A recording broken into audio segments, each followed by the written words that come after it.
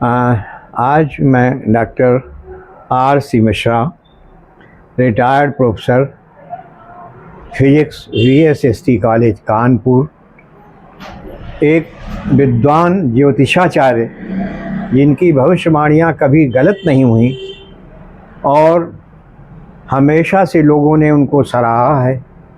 साथ ही साथ में उनके जो कथन हैं वो बड़े वैज्ञानिक ढंग से प्रतिपादित किए जाते हैं।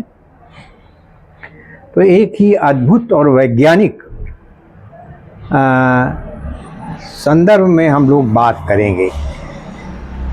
संदर्भ होगा कि आज के जो जड़ी बूटियां हैं, जो पौधे हैं जो जड़ी बूटी के रूप में इस्तेमाल किए जाते हैं, उनका ज्योतिषी महत्व क्या है, उसके बारे में पंडित जी बृहद रूप से ज्योतिष के ज्ञान के संदर्भ में उनका उपयोग बताएंगे। और साथ ही साथ में पंडित जी से हमारी प्रार्थना है कि आप इस विषय पर रोशनी डालें, जिससे जन साधारण को इसका फायदा मिल सके। पंडित जी। गिरीशं गणेशं गले नीलवर्णं गवेन्द्राधिरूढं गुणातीतरूपं भवं भास्वरं भावनाभूतिअङ्गं भवानी कलात्रं पंचवक्त्रं भजे। ये जो है पंचांग पंचवक्त्र, यानी ये कैलाश के शिखर पे जो है पार्वती जी और उनका क्या कहते हैं शिव जी का संवाद है। उन्होंने बताया, शंकर जी ने पार्वती जी ने, कि लोग बड़े बड़े महलों में रहते हैं और तुम कैलाश पर्वत में डरे हो। कहा दुनिया की जो है तो सुख सुविधाएं तो सब यही हैं, वनस्पतियां पेड़ पौधों में सब सुखियां हैं और ये कष्टों का निवारण करते हैं। तो कहा ये पंचवक्त्र होते हैं और पंचांग ब्राह्मणों के पास होता है। पंचांग के 5 अंग होते हैं। पहला तिथि, योग, नक्षत्र, कर्ण और बार। देखिए 7 बार होते हैं, रविवार, सोमवार, मंगल, बुध, बृहस्पति, शुक्र, शनि। और 11 करण होते हैं, 27 योग होते हैं और 16 तिथियां होती हैं, प्रतिपदा, द्वितीया, अमावस्या और पूर्णमासी आदि मिला करके। और 27 जो है नक्षत्र होते हैं, अश्विनी, भरणी, कृतिका, रोहिणी, मृगशिरा आदि करके ये 27 नक्षत्र होते हैं। तो यही जो है ये वनस्पतियों के द्वारा ही इनका निदान होता है, जड़ी बूटियों के द्वारा। और बीच बीच में जो ग्रहण पड़ते रहते हैं, जैसे चंद्र ग्रहण है, सूर्य ग्रहण, ये भी राशियों को प्रभावित होता है। अभी हमारा जो है ये 7 सितंबर 2025 को जो है जो चंद्र ग्रहण पड़ा वो मेष राशि के लिए लाभकारक है, वृष राशि के लिए सुख देने वाला है और कन्या राशि के लिए शौक बढ़ाने वाला है, धनु राशि के लिए श्री करने वाला है। इन्हीं 4 राशियों के लिए ये जो है ये योग जो है तो अच्छा है। तो इन 4 राशियों वाले जो है वो रहेंगे। अब जो है इस समय शरद ऋतु चल रही है। शरद ऋतु में स्वाति नक्षत्र में इस समय क्या कहते हैं सूर्य आने वाले हैं। 24 तारीख को सूर्य जो है तो स्वाति नक्षत्र में आएंगे और स्वाति नक्षत्र बहुत अमूल्य नक्षत्र होता है। हाँ, बिल्कुल सही कहा, बिल्कुल आप सही कहा। कहा गोस्वामी जी ने लिखा है, जान शरद ऋतु खंजन आए, पाई समय जिम सुकृत सुहाए।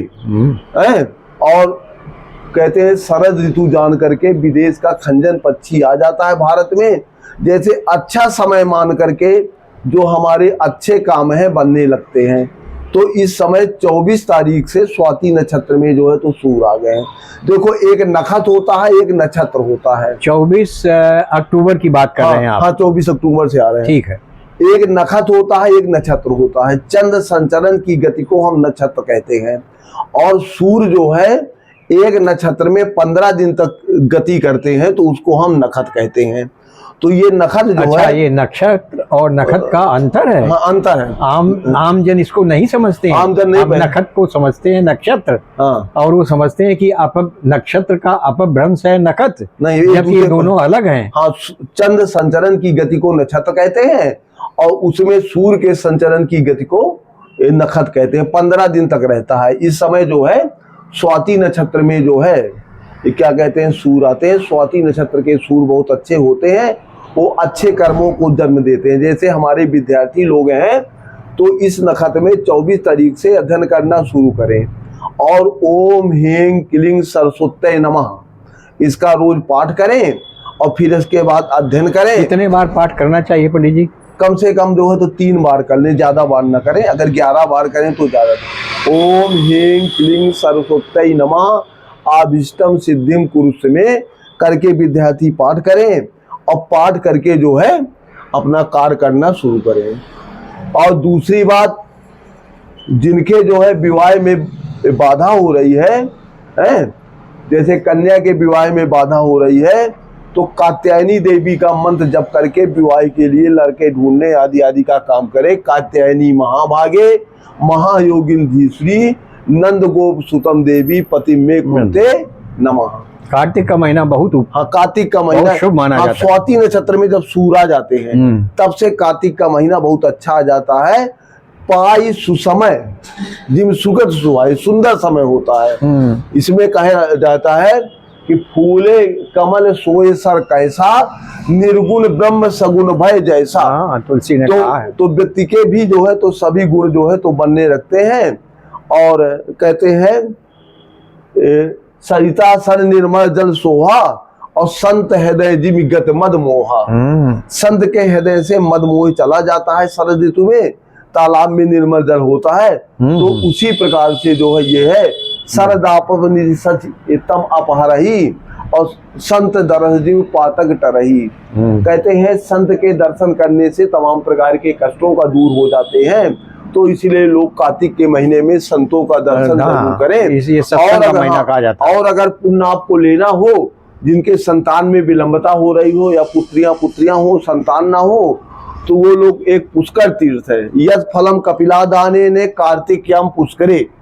इस कार्तिक के महीना में स्वाति नक्षत्र होने के बाद पूर्णमासी तक जो है कपिला गाय का दान करने से संतान, समृद्धि, नौकरी और तमाम चीजें। ये दान पुष्कर क्षेत्र में ही पुष्कर क्षेत्र में करे या यहाँ पे करे, कहीं भी करे, पुष्कर क्षेत्र गौदान के लिए ज्यादा अच्छा माना गया है। ये कार्तिक का महीना सुकर्म करने के लिए होता है। और आम जन लोगों के लिए कोई मंत्र न जपने को मिले तो 12 अक्षर मंत्र को जपे सहित अनुराग वासुदेव पद पंकजय दंपद मन अति लाग। जैसे मनुष्य रूपा 12 अक्षर का नाम ओम नमो भागवते वासुदेवाय, इसका नित्य जो है तुलसी की माला से एक माला जरूर कार्तिक के महीने में जप करना चाहिए स्वाति नक्षत्र से, तो सभी काम बन जाते हैं। तो देखिए ये हुआ कार्तिक के महीने का पुण्य और शरद ऋतु का महत्व। शरद ऋतु बहुत अच्छी ऋतु होती है। और एक जो है यहाँ पे GNK कॉलेज में अध्यापक जी थे, प्रवक्ता थे उसके आर्ट के, और रामतेज मानस के बहुत विद्वान थे। उनका नाम था शरद। उन्होंने अपने किसी लड़के का नाम शिशिर, किसी का बरखा, किसी का हेमंत, और ये सब के नाम पर रखे। हाँ, सब ऋतुओं के नाम पे रखे। अगर नाम की और जानकारी लेना हो तो बर्रा 2 में तरोगा गेस्ट हाउस के पास अन्नपूर्णा ज्वेलर है, तो उनकी बच्ची वहीं पे है, वो सब बता देंगे। सभी के नाम इस पे हैं। तो ये हो गए। अब हम विषय पे आते हैं एस्ट्रोलॉजिकल बॉटनी। एस्ट्रोलॉजिकल बॉटनी में पहला जो है असगंध की जड़ होती है। असगंध की जो जड़ होती है, केतु इसके स्वामी होते हैं। तो केतु नक्षत्र जिस नक्षत्र के स्वामी होते हैं, अश्विनी, मघा तथा मूल, तीनों के स्वामी केतु होते हैं।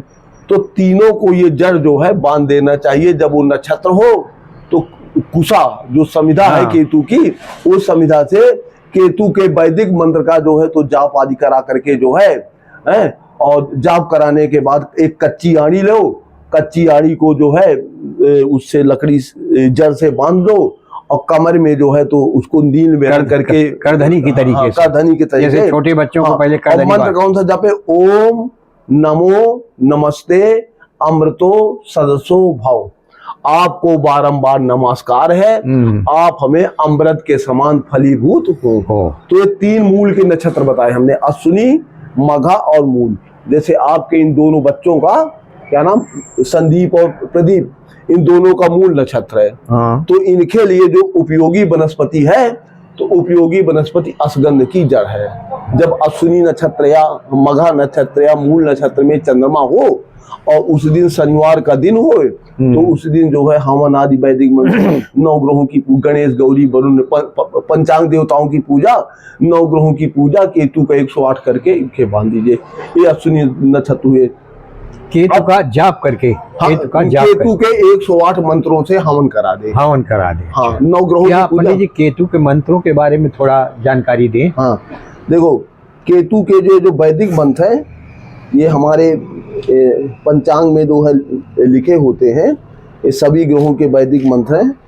केतु का देखिए वैदिक मंत्र, और केतु का ये देखिए जो पढ़ने के लिए वैदिक, हाँ, केतु का जो वैदिक मंत्र है, ओम केतुम कसवंद केतो पेशो मर्तः अपेशहे सुमद्धि दुषा यथा इति केतुवे नमः, या तांत्रिक मंत्र छोटा सा ओम कें केतुवे नमः, वो ज्यादा ठीक है। ओम कें केतुवे नमः कह के 108 आहुति हो करके। और केतु का जो दान होता है, केतु का दान जो है स्काई बिलो, आसमानी रंग का अपनी लंबाई के बराबर कपड़ा पैरों में दबाए, पैरों से दबाने के बाद हाथ में ऊपर तक दबाए, उतना कपड़ा लमसम 2.5 से 3 मीटर तक हो जाता है। अगर आदमी 6 फुट का लंबा है तो 3 मीटर, अगर मीडियम नाटे कद का तो 2.5 मीटर, 3 मीटर दे दो, कम ना होने पाए। और नीले रंग के फल जैसे बैगन, ये जो है, और एक तंबाकू की पुड़िया जैसन की है मसाके, किसी को भी बैगन कितना मात्रा में देना? 1.25 किलो, 1.25 पाव या 1.25 किलो। अच्छा, 1.25 होना चाहिए। सवाया करके ये दान दे तो केतु की इस तरह और से। दान किसे देना चाहिए? जो भी दान का पात्र हो, वो कहा गया है मरुस्थरा नाम यथा वृष्टि सुधार्त्रे भोजनम तथा ददितम दियते दानम सुफलम पांडु नंदना। अगर रेगिस्तान में वर्षा हो जाती है तो बहुत बढ़िया है, मरुस्थरा, और भूखे व्यक्ति को भोजन खिला दिया जाता है, तो सही दान है। बहुत है। और दरिद्रतम दियते दानम, जो दरिद्र हो उसको दान देने से सुफलम पांडुनंदना, ऐसा कृष्ण भगवान ने पांडुनंदन अर्जुन जी से कहा है। तो कार्तिक के महीने में दान भी शुभ हो जाता है। तो इस तरह से केतु का प्रभाव, केतु का प्रभाव, और केतु ग्रह मतलब जो मूल के 3 नक्षत्र होते हैं। और जैसे आपका बच्चा राजीव है, राजीव बच्चे का घनिष्ठा नक्षत्र का जन्म है। घनिष्ठा नक्षत्र का जो नक्षत्र वृक्ष होता है, तो वो शमी का वृक्ष होता है। शमी माने उसके घनिष्ठा नक्षत्र में कुंभ राशि और मकर राशि होती है, और मकर और कुंभ राशि के स्वामी दोनों घनिष्ठा होते हैं, दोनों के शनि होते हैं। तो शनि का वो शमी वृक्ष है। तो अगर घनिष्ठा नक्षत्र में जन्म हुआ है तो उनका शनि का वृक्ष लगवाओ, और उनके जो है जो जड़ी बूटी बांधो, घमीरा जिसको भृंगराज कहते हैं, तो घमीरा की जड़ को जो है नीले रंग के कपड़े में, स्काई ब्लू कपड़े में, दाहिनी भुजा में ओम नमो नमस्ते अमृतो संतो कर करके। चलिए पंडित जी, आप और आज जो तुमको बताया बहुत। हाँ, एक चीज और बताए देते हैं, ठीक है। अब जो भरणी नक्षत्र के जातक होते हैं, भरणी नक्षत्र के जातक का जो नक्षत्र वृक्ष होता है अश्विनी होता, अरे वो होता है आंवले का होता है। अश्विनी का कुचला या जो है क्या कहते हैं, कुचला का वृक्ष या अमलतास का वृक्ष होता है। और क्या कहते थे, मघा का बरगद का वृक्ष होता है। और ये जो मूल है इसका वृक्ष शाखो होता है। तो इसलिए जो है हमने बता दिया, क्योंकि अक्षय नवमी आने वाली है। अक्षय नवमी को हम लोग आंवला नवमी कहते हैं, आखा नवमी भी कहा जाता है। आखा नवमी, तो जिस दिन उनका जन्म क्या कहते हैं, आंवला नवमी के दिन जो भरणी नक्षत्र के जातक हो, जिनका भरणी नक्षत्र में जन्म हुआ हो, तो आंवले का वृक्ष लगवा दे। ना उन्हें पत्रा देखना, न कुछ देखना, उस दिन का लखाया हुआ वृक्ष जो है।